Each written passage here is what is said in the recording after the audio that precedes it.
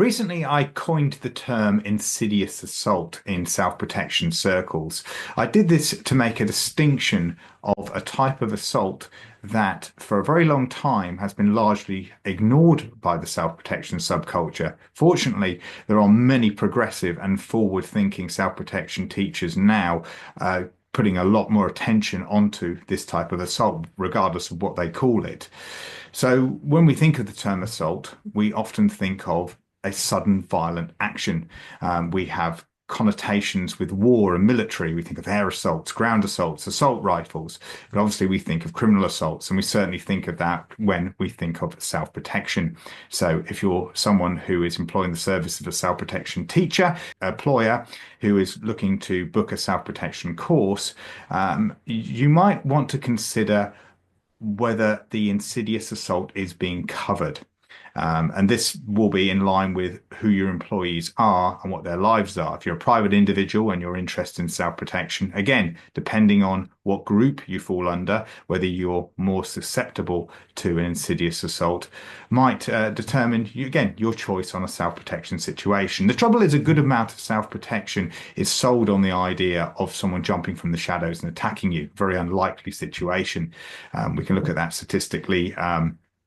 Between males and females, a typical male is likely to encounter a stranger in a socially violent situation, whereas a woman is more likely to encounter violence from her partner, or at least somebody that she knows. Likewise, children are most likely to encounter violence through people that they know.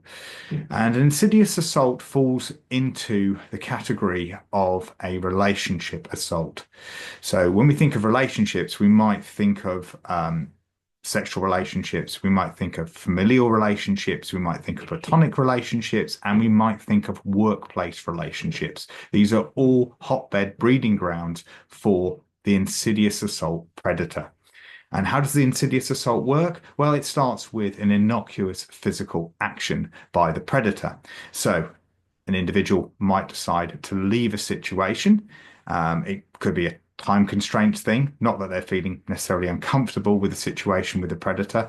In many cases, they aren't, but in plenty of cases, they are as well. But regardless of that, it's the actions of the predator that now determine whether or not an insidious assault might be on the horizon. And that will start with a physical action used to control that individual. And that physical action might not be a very demanding one. It might not be one that is going to, with a lot of effort, restrain someone. And it often isn't. And that is the key to this. This is the key to understanding how an insidious assault works. So it would begin with a hand on the victim's wrist, by just putting a hand on their wrist, even a light touch. But it's a gesture, physical gesture, to tell that person to stop, to not leave. To go against that person's wishes, against their desires. They're using a physical action rather than a verbal one, rather than just a quick plea for extra time. Maybe it's an important issue and needs to be addressed. Maybe it's not a date. Often we think of this in date terms. Maybe it's purely on a business basis, and they need just a couple more minutes with the person, and they do that by verbally communicating that. Maybe it is on a date, and the person's there just asking for their number, or asking for when they could meet up again, or something along those lines. And it could be fairly, I'd say, innocuous. But it's the fact that they use a physical action to get that person's attention when quite clearly a verbal one would be sufficient. And what happens within a relationship when a person starts getting tactile in this way? And again, not going against people who are tactile in nature. A lot of people do express themselves in that way without being controlling at all, without using coercive methods. But clearly, this intent is to control. So what happens here is that the light touch, the seemingly innocuous action, will then escalate over a period of time. And this period of time can be a relatively short period of time, but it could also go on for years. And of course, there are many individuals who are aware of this, many groups who've studied this, and we'll look at that intersection now and how self-protection can help.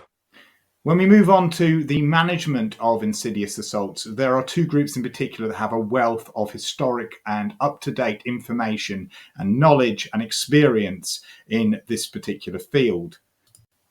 So safeguarding is the most obvious one that comes to mind. If you are involved with any sort of institution, or if your place of work employs vulnerable adults or minors, then you will have probably done a safeguarding course. In fact, most institutions, it is compulsory to do that by law, and a lot of other places have it as a policy, and they should have it as a policy.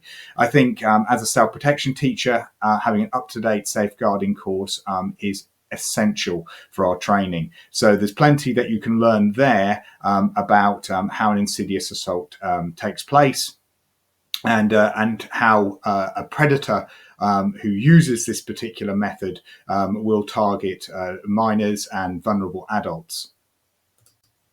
The next group is the domestic abuse support. So this should be of no surprise. These groups largely made up of charities, but also comes in the form of various different books. There's a lot of literature out there. There's a lot of different courses with regards to recognizing the early signs of a domestic abuse, which is an insidious assault. The very early signs of coercive control, narcissistic, psychopathic behavior, if we want to start going into the psychology of it all.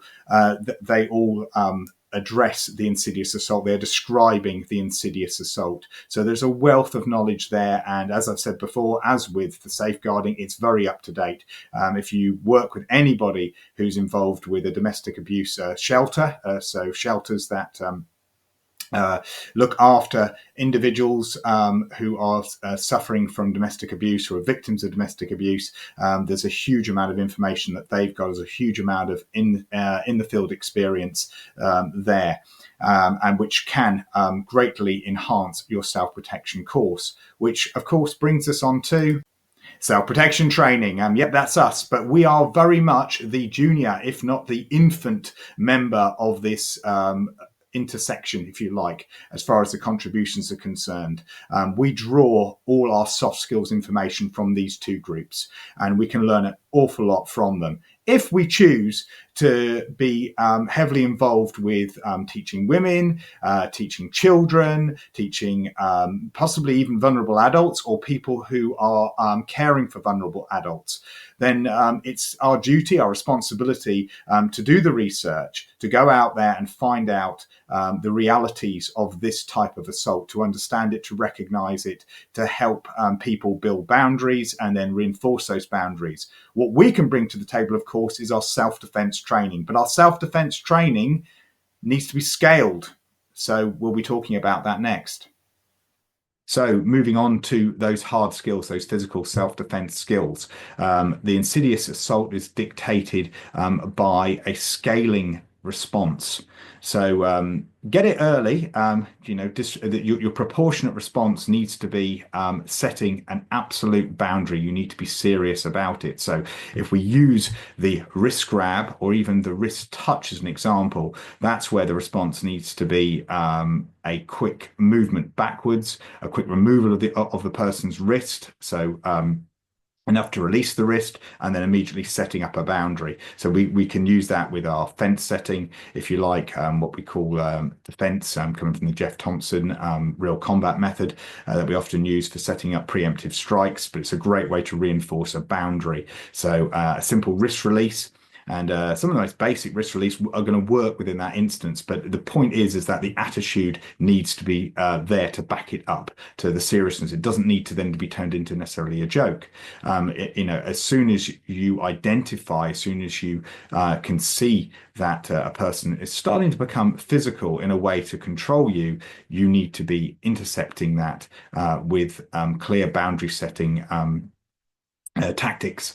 So that's the beginning of it, and a lot of time that will nip it in the bud. That will stop it. But at least then what is happening, and this is the beginning of the insidious assault. So again, that applies to in the workplace, it can be platonic relationships, familial relationships, and of course, romantic relationships. So that's the beginning of it. So that's why scalable responses are so important when it comes to the insidious assault. So typically it could be even with a familial relationship where there could be a degree of roughhousing that gets out of control. And at that point, an individual immediately sets up their boundaries and that's enough. And against things that we teach to children, it's really important that we teach to children that they set where their comfort lies, where something is not okay anymore, where something is being made uncomfortable for them, where something is being made outside of what they want, what they consider to be healthy play. So it features in a lot of there, and it should, I say, it comes up with a self-protection teaching. So this video, I'm thinking what my audience is for. I'm talking a lot to my peers. Unfortunately for me, of course, a lot of my peers are really up on all this sort of stuff, and in fact, they've taught me quite a bit about it as well. So hopefully, I'm bringing it back to you. But for those who aren't, and I know there's a huge amount of people in the self-protection world who don't even recognise this area. This is something that you probably should be paying attention to if you really want to be offering serious self-protection skills to women, to people who are potentially around vulnerable adults, so they can see these early signs. Because again, the soft skills, like with all self-protection, is the most important part. That's the personal security. So spotting all the early warning signs. Again, information which we can take from those involved with safeguarding and those involved with domestic abuse support. I hope this video has been helpful, and yeah, please let me know in the feedback and in the comments section.